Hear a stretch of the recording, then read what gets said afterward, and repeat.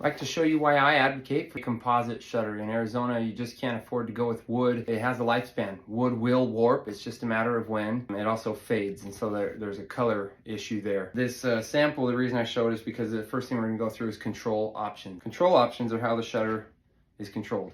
This is obviously only a 2.5 inch shutter. I've never once sold one. I used to sell 3.5 inch, but in the last 2-3 years, I've only sold 4.5 inch. That seems to be the way everybody goes. The control on this one is a tilt rod. Some people think it's a handle. You could use it like that if you want to. It is what keeps the louvers all parallel to each other, so that if you move one, you move them all, and they're parallel.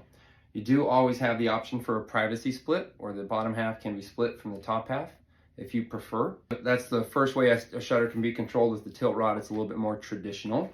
When they got a little bit smart, they learned that they could put gears inside of the panel. When they started doing that, we have the option now for an invisible tilt.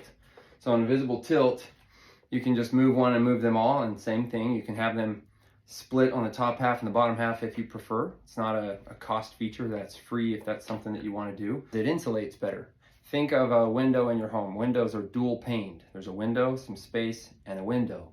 And that space in there insulates so that the window outside is sunny hot, but the window inside is much, much cooler. And that kind of traps a heat barrier from getting through. It's the same with a polyresin material that they use for Eclipse, where it's hollowed out and it kind of insulates better.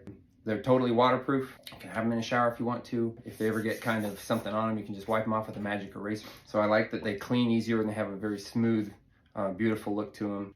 They're a beautiful shutter. They're what I have in my home. As for frames, this is an example of a bullnose frame. It's very square, very plain, not any grooves or trim edges to it. I have the bullnose frames on my shutters right here, you can see.